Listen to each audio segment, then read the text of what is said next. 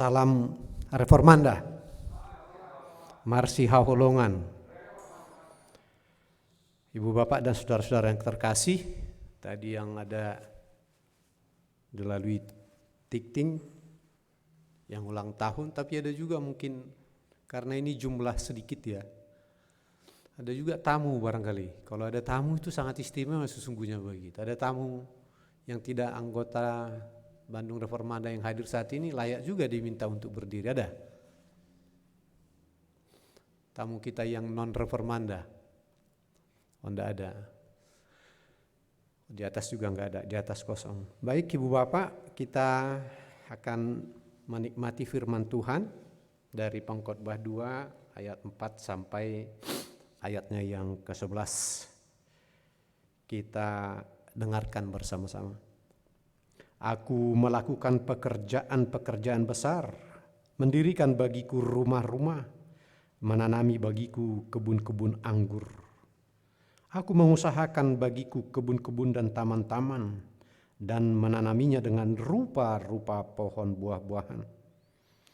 Aku menggali bagiku kolam-kolam untuk mengairi dari situ tanaman pohon-pohon muda. Aku membeli budak-budak laki-laki dan perempuan, dan ada budak-budak yang lahir di rumahku. Aku mempunyai juga banyak sapi dan kambing domba, melebihi siapapun yang pernah hidup di Yerusalem sebelum aku. Aku mengumpulkan bagiku juga perak dan emas, harta benda raja-raja dan daerah-daerah. Aku mencari bagiku biduan-biduan dan biduanita-biduanita, dan yang menyenangkan anak-anak manusia, yakni banyak gundik. Dengan demikian aku menjadi besar, bahkan lebih besar daripada siapapun yang pernah hidup di Yerusalem sebelum aku. Dan dalam pada itu hikmatku tinggal tetap padaku. Aku tidak merintangi mataku dari apapun yang dikehendakinya, dan aku tidak menahan hatiku dari sukacita apapun, sebab hatiku bersukacita karena segala jerih payahku. Itulah buah segala jerih payahku. Ketika aku memiliki segala pekerjaan yang telah dilakukan tanganku dan segala usaha yang telah kulakukan untuk itu dengan jerih payah, lihatlah, segala sesuatu adalah kesia-siaan dan usaha menjaring angin. Memang tidak ada keuntungan di bawah matahari. Bapak, Ibu, dan saudara-saudara yang terkasih dalam Yesus Kristus, pertanyaan terbesar maupun di epistel tadi terkait firman Tuhan atau juga kesaksian manusia, anak Tuhan dalam kitab Pengkhotbah ini. Dapatkah kita menikmati dunia ini?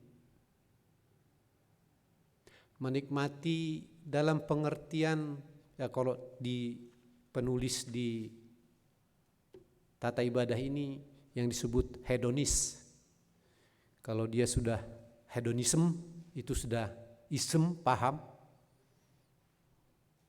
Ya, paham itu kadang-kadang lebih dari agama, juga lebih dari ideologi, bukan hanya sekedar pemahaman.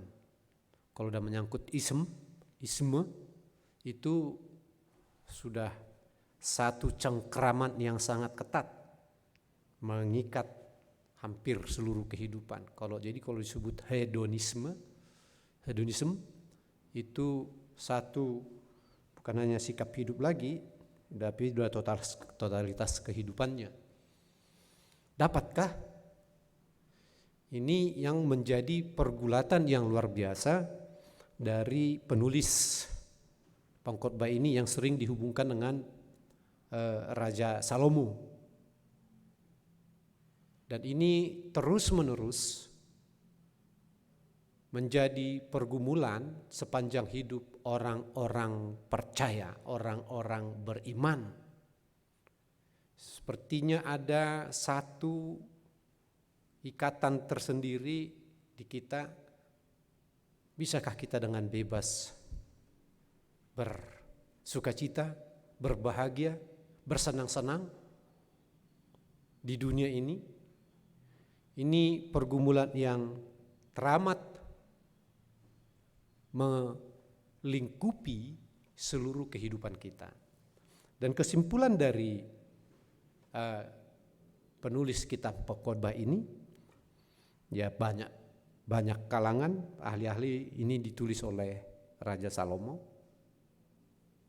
menibakan pada kesimpulannya sia-sia semuanya, segala sesuatu yang ada di bawah matahari.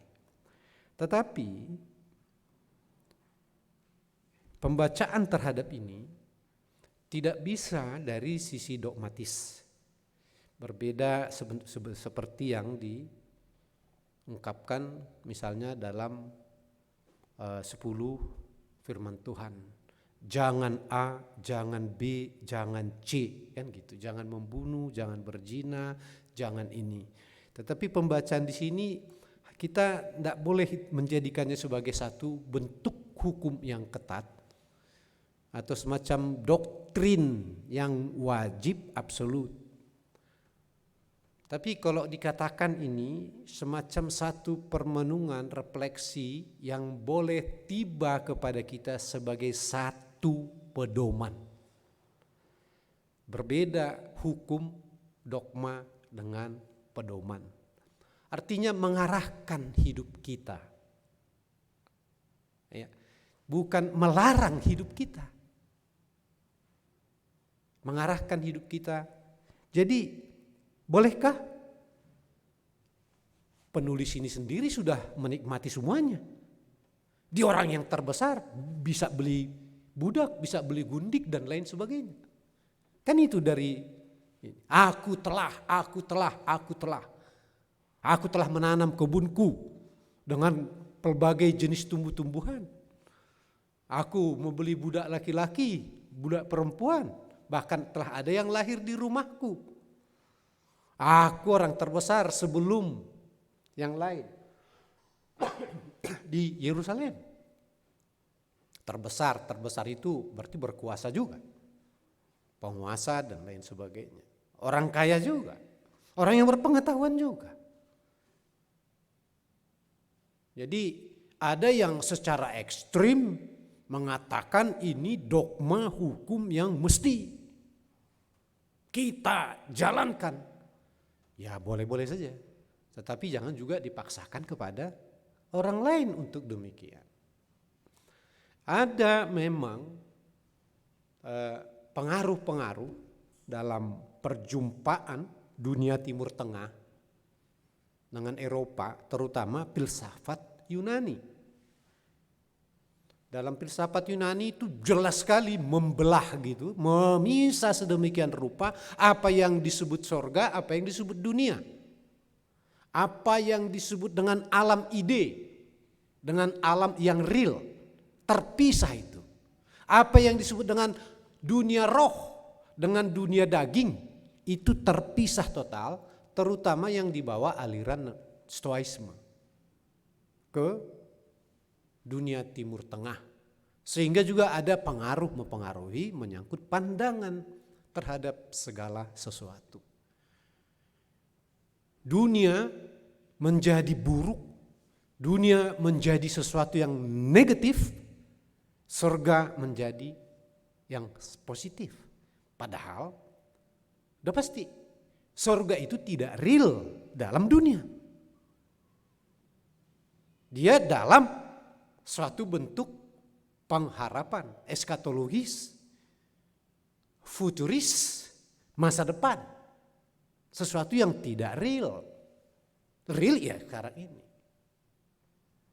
Padahal juga seperti di pelbagai banyak kitab sinopsis, di Mazmur pun bersukacitalah. Bersukacitalah. Kan? Bekerja keraslah. Di Amsal juga, siapa yang tidak bekerja tidak bakal makan. Menikmati menjadi pertanyaan besar. Kalau secara ekstrim kita maknai ini ya secara pietisme kesungguhan yang sangat dalam Diterjemahkan ke bahasa Indonesia, pietas itu saleh. Salah sebetulnya. Pietas, pietisme itu kesungguhan total. Di luar itu nothing, tidak ada. Nah, ini juga mempengaruhi bentuk atau pandangan hidup kita. Dapatkah kita menikmati dunia ini? Kalau ke arah itu, dan itu yang paling sering, ada kegelisahan. Bisakah? Dan lain sebagainya. Nah, karena itu penting bagi kita untuk pertama-tama dulu memegang nilai dan sekaligus membedakannya dengan yang lain. Pertama, kita harus jelas-jelas mengetahui apa sebetulnya bentuk dan jenis yang jahat dalam kehidupan ini. Merugikan orang lain, mematikan orang lain, menghabisi orang lain, mengganggu orang lain. Itu dulu. Lalu yang kedua, mana bentuk dan jenis yang salah? Beda kan? Jahat dengan yang salah. Salah itu nggak boleh dimusuhi. Nggak bisa. Yang salah mesti, kalau orang Kristen dia mesti diperbaiki. Seringkali kita kalau orang salah kan langsung bayon. Ini udah dibilangin juga, nggak boleh. Kalau orang salah diperbaiki. Tapi orang jahat, nggak bisa kita terima. Harus kita bedakan dulu itu. Lalu mana yang buruk? Ya kalau buruk rupa seperti saya sih, bisakah mendatangkan satu hal yang negatif? Nggak boleh juga. Jadi jahat, salah, buruk, dan kemudian baik. Ini mesti seringkali orang menyatukan itu. Sehingga sikap, karena pemahamannya tadi begitu, sikap yang akan muncul. Kalau kesalahan dianggap kejahatan, sikap kita apa? Reaksi kita apa? Melawan. Tapi kalau salah, tetap kita seperti menganggapnya jahat, ya kitalah yang benar-benar salah. Kitalah yang benar-benar berdosa. Demikian juga dengan baik. Nah, dari situ dulu kita memaknai hidup ini, kemudian kita coba untuk menarik ya, apa sebetulnya pesan dari kitab Pengkhotbah 2 ayat 4 sampai 11 ini. Pedomannya bagaimana?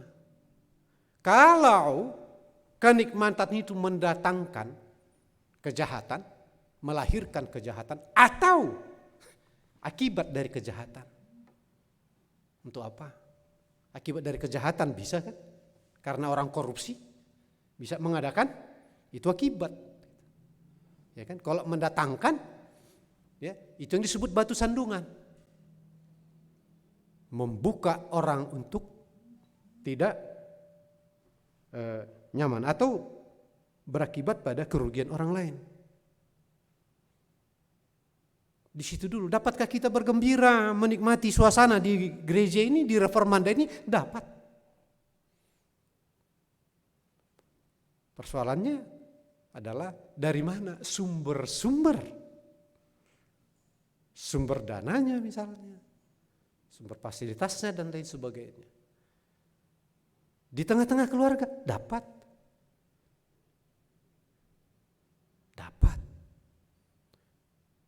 Tetap dari harus dilihat, ini tidak jahat, ini tidak salah, ini tidak buruk. Di ketiga hal itu, ini dulu harus disisihkan dari segala bentuk-bentuk sukacita kita, bentuk-bentuk kesenangan kita, bentuk-bentuk dari kebahagiaan kita. Kalau yang tiga ini tersisih, pengalaman dari pengkhotbah di sini itu rupanya tidak. Ya Salomo juga apa rupanya kan? Dia juga melakukan dosa.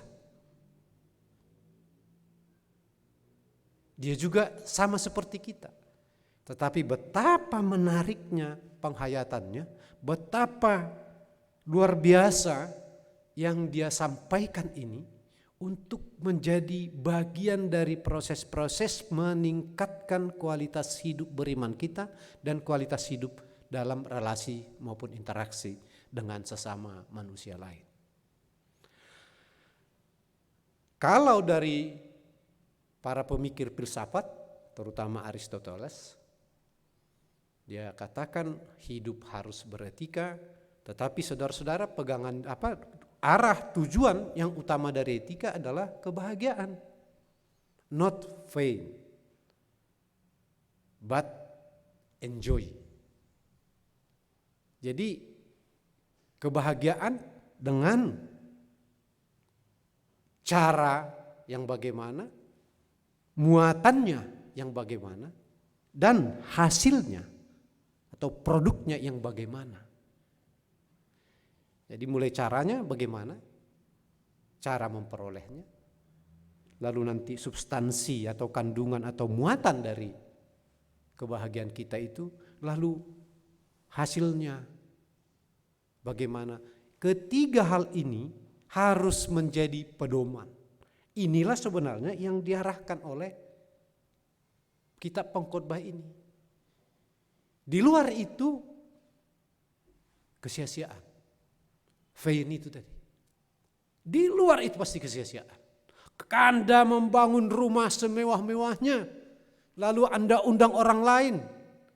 Ya, paling satu kali itu aja. Kita udah pergi ke rumahnya, wah bagus sekali ya. Dia merasa, wah. Nanti kita kedua kali pergi ke rumahnya itu kita bilang bagus sekali. Dia nggak bermakna lagi kan. Jadi misalnya si Dabutar bangun rumah yang wah terangnya seperti terang matahari. Suasana rumah itu tingginya, ya yang paling tinggi di Bandung misalnya. Dinding-dindingnya dari marmer India lagi. Ya. Kita datang pertama kali, kita wow, senang. Tetapi datang yang kedua kali saudara ke rumahnya menyatakan wow, udah berkurang itu. Ketiga kali udah nggak ada itu. Itu yang dimaknai sia-sia.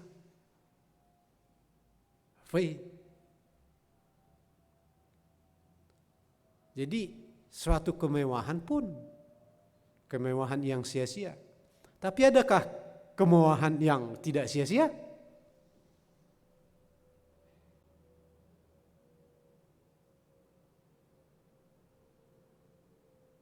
Ada.